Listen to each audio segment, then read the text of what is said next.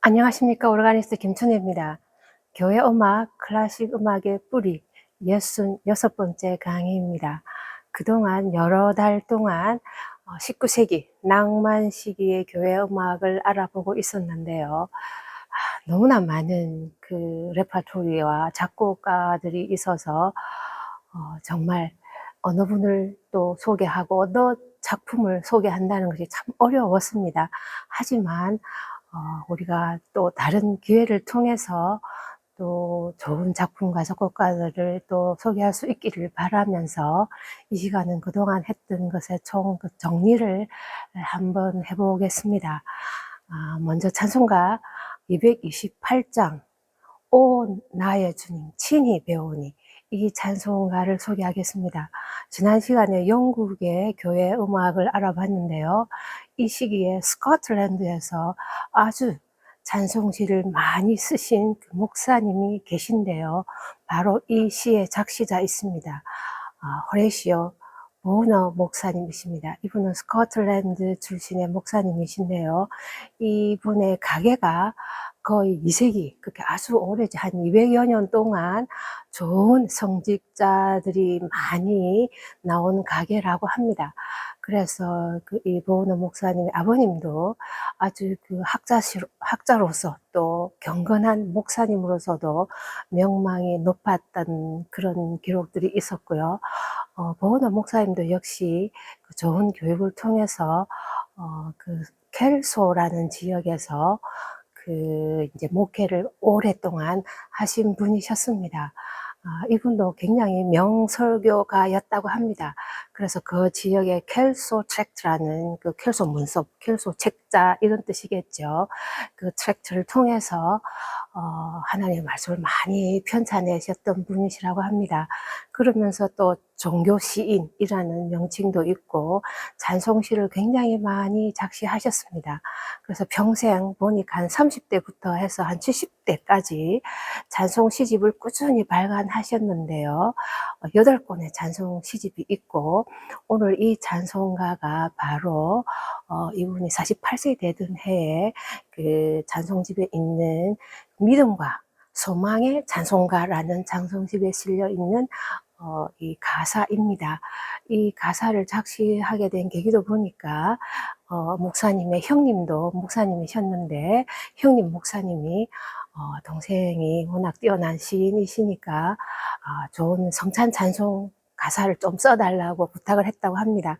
그래서 이 시를 쓰게 되셨고, 총 이 가사는 10절입니다. 그 중에서 우리 찬송가는 4절이 들어있는데요.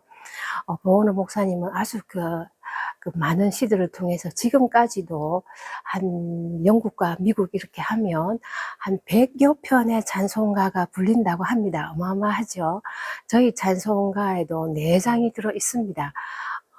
하나님 어린 양이라는 그 예수님에 대한, 그리고 부활 찬송가 있고요. 그리고 이 찬송가, 그리고 또 한 장이 더 있고, 사실은 예전에 통일 찬송가에 내게로 와서 쉬어라 하는 아주 좋은 가사가 있었는데, 이 찬송가도 또 우리 한국 교인들에게 소개된 찬송가라 생각합니다.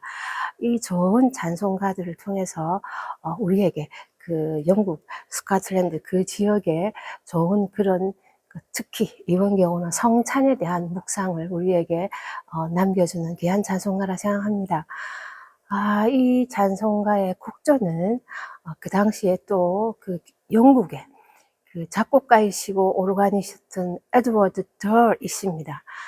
이분은 그 케임브리지에서 공부하시고 교회 작곡가로서 또 오르가니스트로 특히 그 기록을 보니까 뉴욕 앤 트렌트라는 그 지역에서 성 메리 막달레나라는 그 교회의 오르가니스트로서 거의 한 30년 가까이 그 오르가니스트로서 수고하신 분이셨는데요.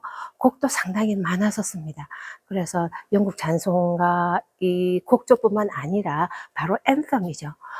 성가대 합창곡도 아주 많고 또 오라토리오도 있어서 광야의 이스라엘이라는 그 오라토리오가 있고 또 영국 교회의 그 예배 음악을 서비스 뮤직이라고 하는데요. 모닝 서비스 뮤직, 이브닝 서비스 뮤직 이런 식으로 해서 아침 예배, 저녁 예배, 그 예배에 필요한 모든 순서대로 음악들이 쫙 되어 있는 한 세트가 있는데요. 이런 곡들도 많이 작곡하신 분이셨습니다. 이분 30대 초에 보니까 그 앤섬, Turn Thee Again, 그래서 주님 다시 돌아오소서 하던 이 앤섬으로 상도 받았던 기록이 있었습니다. 이 찬송 곡조는 그 곡조명이 페니텐시아, 그래서 참회, 회개, 그런 의미를 가지고 있죠. 성찬을 하게 되면 아무래도 우리 죄에 대한 그 고백이 먼저 앞서는 그런 면에서 적절한 선율이라는 생각과 또 제목이라는 생각도 듭니다. 그러면서 이 곡조뿐만 아니라 이 화성적인 진행을 보면 상당히 그 시대 찬송 곡조와 그 화성이 많이 묻어 있다는 생각이 들었습니다. 떼저물어 날이 어두니 하는 몽크 이분의 곡조 화성처럼 이 228장도 상당히 그 전통적인 그런 좋은 화성과 선율이 되어 있는 것 같습니다. 가사죠. 가사는 총 10절인데요. 우리는 1절, 2절, 그리고 3절은 어디서 나왔는지 그 의혹이 너무 많이 된 것 같아서 제가 어느 절이다 말씀드리기가 좀 어려웠었습니다. 그렇지만 1절, 2절, 그리고 한 절 하고 우리 4절은 그 10절 중에 마지막 절입니다. 그래서 총 결론의 절이 4절로 되어 있습니다. 1절에 보니까 우리가 주님을 친히 뵙는다 했는데요. 성찬을 통해서 가사에 보면 face to face, 얼굴과 얼굴을 대하면서 예수님을 만난다. 성찬의 의미를 그렇게 표현했었습니다. 참 놀라운 그런 표현이다라는 생각이 들었고요. 2절에 보면 이제 빵을 먹는데 그 빵을 하나님의 빵, bread of God 이렇게 표현했었습니다. 이것도 좀 색다른 그런 표현이라는 생각이 들었고요. 그 다음에 이제 포도주를 마시는 거를 로얄 와인, 그 천국의 혹은 그 하나님 나라의 그 포도주다 이렇게 표현을 하고 있습니다. 그래서 얼마나 귀한 것인가라는 것을 그 일깨워 주는데요. 이 찬송시가 처음 출판될 때 이미 그 찬송시 제목이 Do this in remembrance of me 이렇게 누가복음에 나오는 예수님께서 성만찬 하시면서 빵과 포도주를 주시면서 이것을 나를 기념하여 나를 기억하여 이 일을 하거라 하셨던 그 누가복음의 그 말씀대로 이렇게 이 찬송시의 그 제목이 있었다고 합니다. 이에 맞게 1절과 2절 빵과 포도주를 마시고 그러면서 죄 사함을 받고 이런 가사죠. 그리고 3절이 있고 4절에 보면은 이제 성찬을 다 마무리하는, 그래서 천국의 잔치에 또 특히 그 천국의 그 신부의 그 브라이덜 피스트 그랬는데요. 어린 양의 어린 양의 신부의 잔치에 참여하게 됨에 대해서 기쁘게 감사하는 그러면서 우리를 또 인도하시는 그러한 하나님을 또 찬양하는 그 가사죠. 없는 가사도 쭉 보니까 대체로 이런 용어들입니다.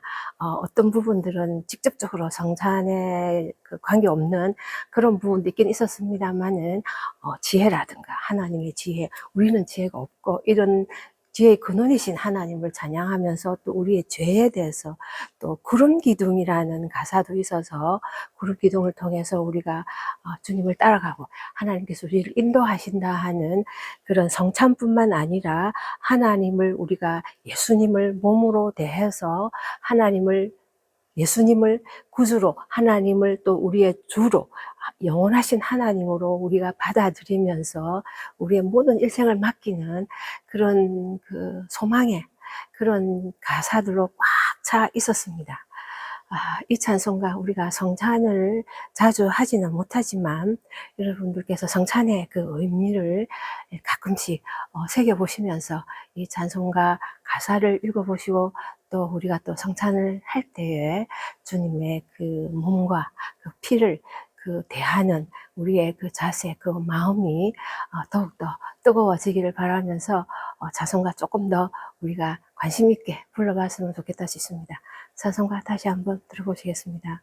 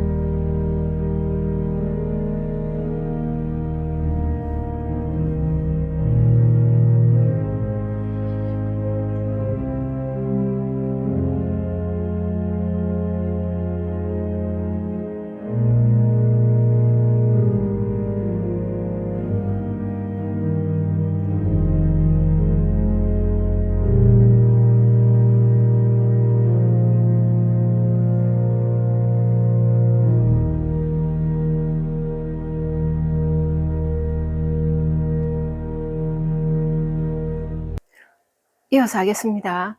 그동안 몇 달 동안 낭만 시기의 교회 음악을 알아보고 있었는데요. 바로크 시기부터 이미 교회의 문이 열리기 시작했었죠. 그러면서 낭만 시기에 오면은 거의 활짝 열렸다 해도 과언이 아니라 생각이 듭니다. 교회 안에 그 좋은 것들이 교회 밖으로 많이 갔었죠. 이것은 꼭 나쁜 것만은 아니라는 그 말씀도 제가 드렸었는데요. 교회에 좋은 것들이 이 실제 교회 밖으로 나가서 또 할 수 있는, 또 교회 밖에 있는 사람들을 또 교회 안으로 역으로 또 오게 할 수 있는 좋은 그러한 계기도 되기 때문에 장점도 있고, 또 당연히 또 교회 밖에 있는 그 세속적인 문화가 교회 안으로 들어올 수밖에 없기 때문에 이에 대해서 대처해야 되는 교회의 책임이 아주 커지고 그 과제가 크게 생겼다는 것은 또 우리가 생각할 수 있을 것 같습니다. 이에 대해서 교회는 그렇게 잘 대응을 한 것 같지는 않습니다. 물론 여러 가지 어려움은 있었겠죠. 그럼에도 불구하고 또 교회 자체적으로 가톨릭교회 같은 세슬리안 운동을 통해서 또 교회와 교회 예배 음악을 개혁하고자 하는 그런 움직임은 또 여러 면에서 또 영향을 주었고요. 또 영국 옥스퍼드 운동도 또 예배의 정신을 회복해서 예배로 돌아가고자 하는 그러한 것도 중요한 하나의 그 발전의 계기도 주었다고 생각합니다. 그러면서 여전히 교회 건물은 또 건장하게 몇백 년 전부터 지어진 그 성당이나 교회 건물이 있으니까 공간은 여전히 있었는데 그 안을 어떻게 그 영적이고 또 예술적인 그 영성과 예술성을 함께 이렇게 교회 안을 채울 수 있을지는 큰 과제였으리라 생각합니다. 이런 그 환경 속에서 교회는 항상 업앤다운을 통해서 교회 나름대로의 전통을 또 유지하려고 노력했고, 그렇지만 교회 밖에 또 음악이나 또 교회 많은 일들은 또 어떻게 보면 좀 달라 보이는 그런 모습도 있었는데요. 음악들을 서서히 또 알아보면서 정리를 하겠습니다. 이 낭만 시기에 전체적인 그 클래식 음악의 그 환경이라는 것은 그 교회 음악에 직접적으로 당연히 교회 문이 열렸기 때문에 영향을 줄 수밖에 없었죠. 그래서 그 낭만 시기에 그 일반적인 그 음악이라 하면은 그 자유분방한 사람 중심의 음악이었죠.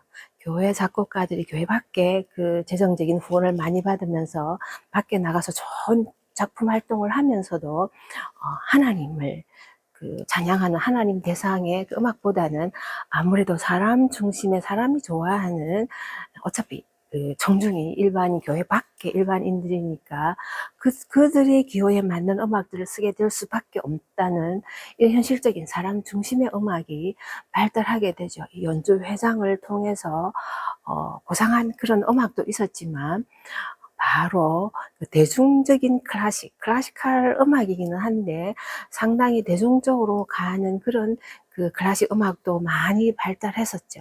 그중에 바로 이제 그 가곡도 일부이기는 합니다. 독일 가곡은 조금 덜하지만 프랑스 가곡이나 이탈리 노래들은 상당히 대중적인 클래식 음악이다라는 느낌을 줄 수가 없고, 그 오페라도 얼마나 대중적이었습니까?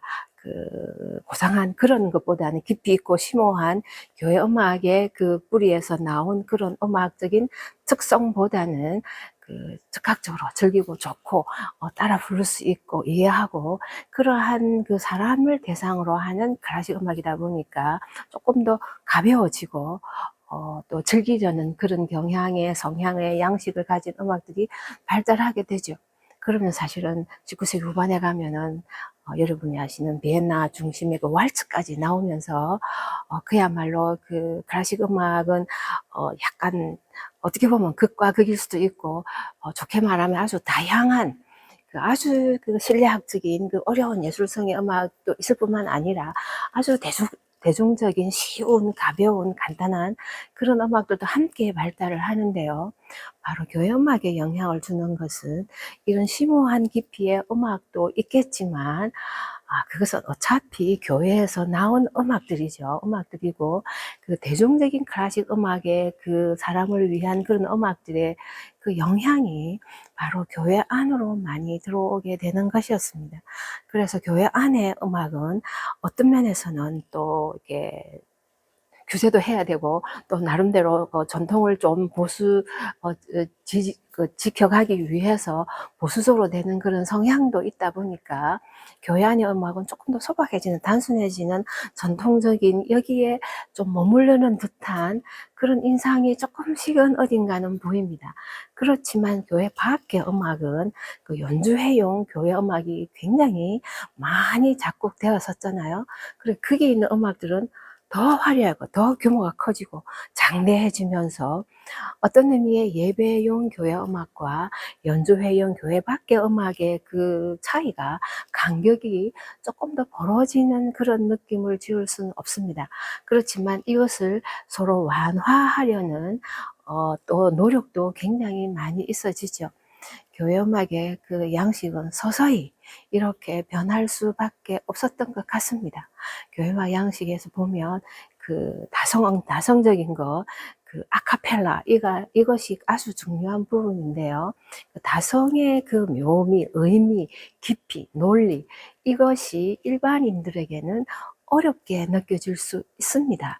그러다 보니까 조금 더 가볍고 편했으면 좋은데 이 논리적으로 이렇게 다성으로 가는 것에 대해서 익숙하지 않게 되는 그런 경향이 생기면서 교회 밖에 쓰여지는 교회 음악도, 연주의 음악도 이렇게 다성을 이렇게 좀 가능한 한 적게 하려는 경향은 보이기는 합니다만, 그래도 많은 작곡가들은 여전히 교회 음악이다 하면 이분이 신앙의 유무를 떠나서 교회 음악은 심오한 깊이 있는 이런 그 아주 고상한 그 차원 높은 예술성이 있는 교회 음악이다 하는 거는 일반 클래식 작곡가들에게 다 있었기 때문에 여전히 교회 밖의 음악은 그 깊이를 가지고 있지만 또 약간은 그 사람들을 또 그거를 배려하다 보니까 가벼워지는 이런 복합적인 다양한 그런 양식의 그 연주회용 교회 음악이 많이 있죠. 그러다 보니까 폴리포니도 아무래도 약해지고, 더구나 아카펠라는 더욱더 약해진 것으로 얘기를 합니다. 거의 사라지는 게 아닌가 이렇게 말할 정도로.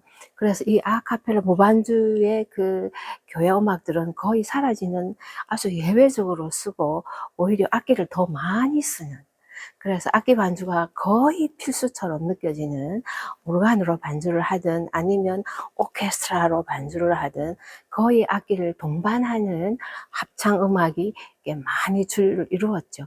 그러면서 그 악곡 안에서도 악기만 있는 그런 그 악장이 있을 정도로 기악 음악이 많이 이렇게 중요한 자리를 차지했다고 할 수 있습니다.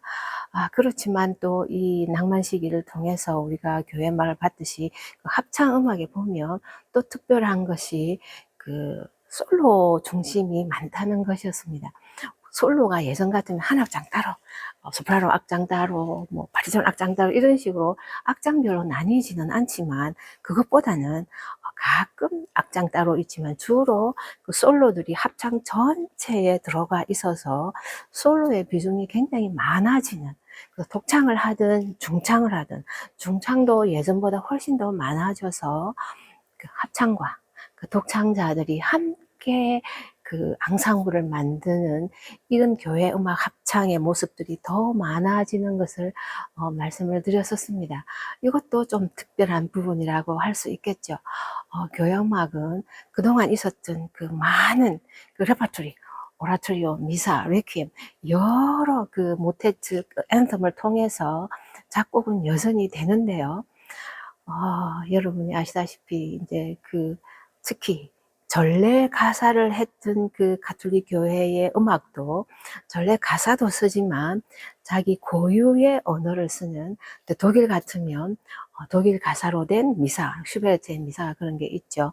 그 다음에 독일 가사로 된, 그리고 전래 가사가 아니고 성경을 배운 독일어로 된 또 브람스 레퀴엠 같은 이런 전래 가사임에도 불구하고 전래 가사를 쓰지 않는다든가, 아니면은 지역 언어, 각자 자기 나라의 언어를 사용하는 가사들이 등장하는 것도 하나의 그 특징으로 볼 수 있을 것 같습니다. 이런 다양한 그 교회 음악의 그 변화들이 있는데요. 그 변화들 안에서 저번 시간에 말씀드린 것 같은데, 그 사람 중심으로 가다 보니까 많이 약화된, 잘 나타나지 않는 그 교회 음악의 장르들이 몇 개 있는데요. 바로 순환곡과 칸타타입니다.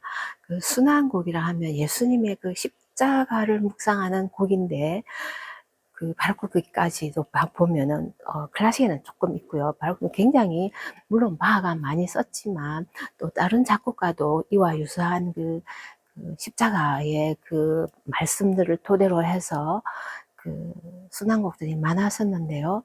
그 낭만식에 보면은 이 순환곡은 아주 적고, 오히려 레퀴엠이라고 하는 그 죽은 사람의 혼을 위로하는 진혼곡이라고 이렇게 우리가 번역하는데요. 이 곡이 더 많이 쓰인 것을 보면 예수님의 죽음에 대해서는 그렇게 관심이 없으시나?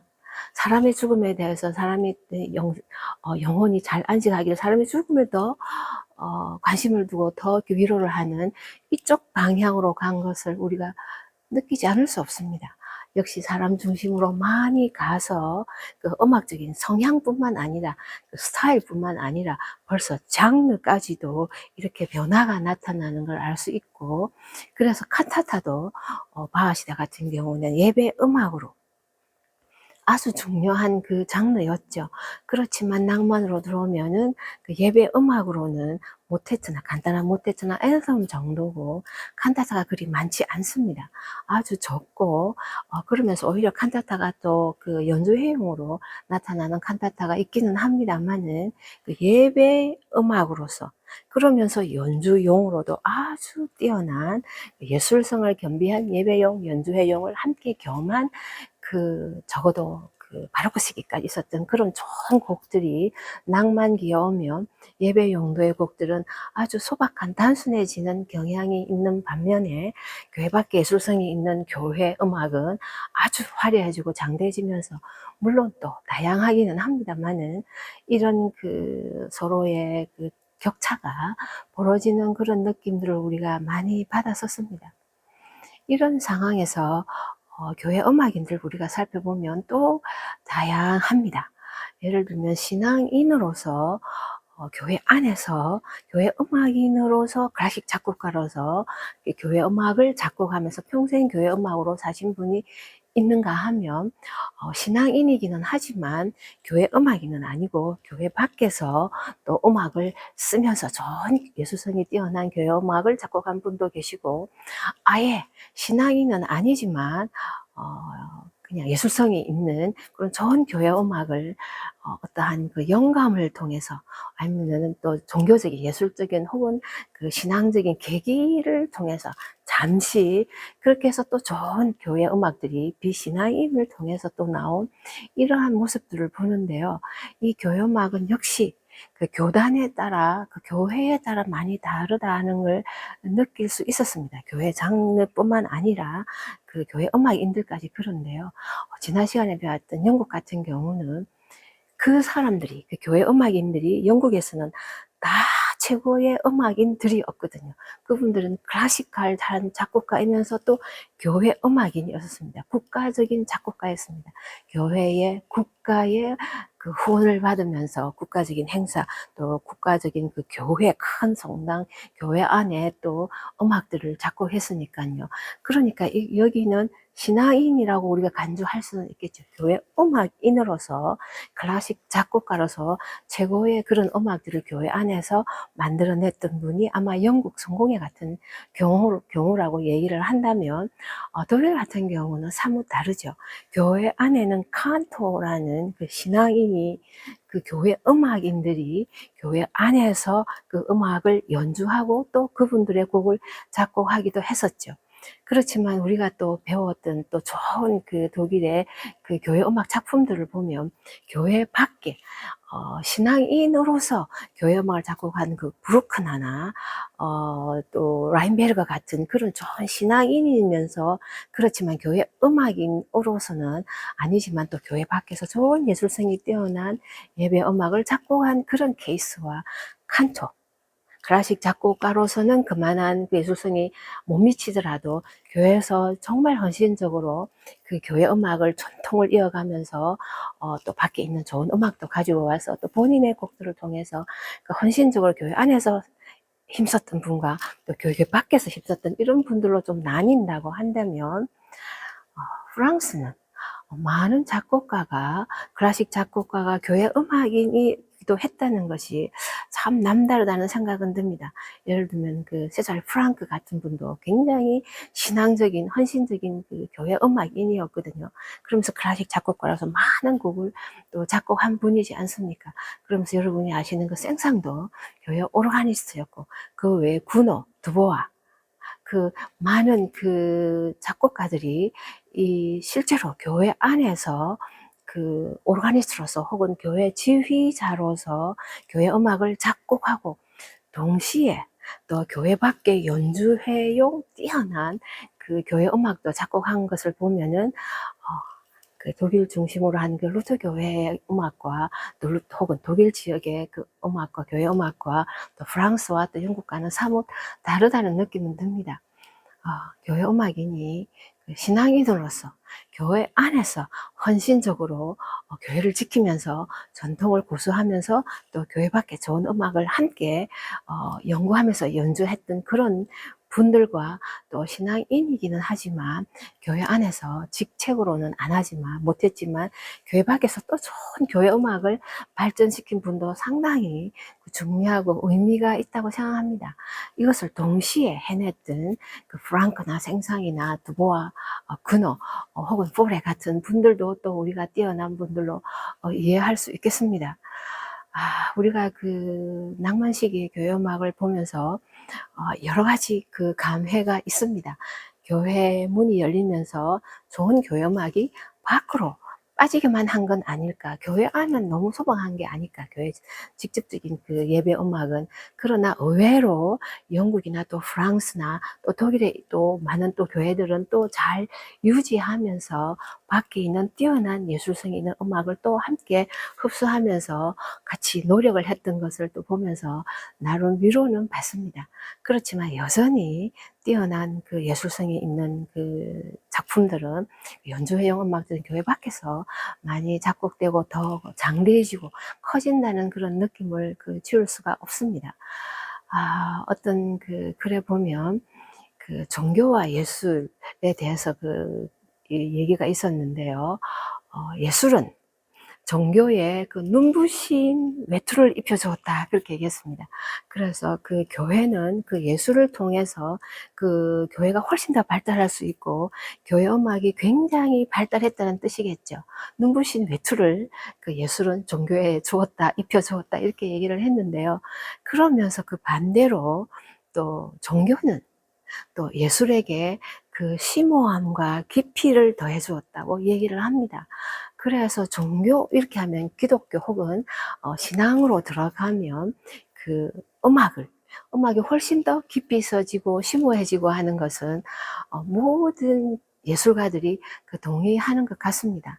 그렇기 때문에 교회 안에서 음악뿐만 아니라 교회 밖에서 음악도 굉장히 중요한 것 같습니다. 하지만 그 예술이 그 종교에게 눈부신 외투를 입혀 주었었다 할 때 그 교회 음악이 단순히 그 외투만 아니라 눈부신 외투, 아름답고 예술적으로 뛰어날 뿐만이 아니라 사실은 그 안에 들어있는 그 영성, 그 주님께 드린 하나님께 봉헌하는 그 헌신의 내용이 그 안에 있어야 되는데요.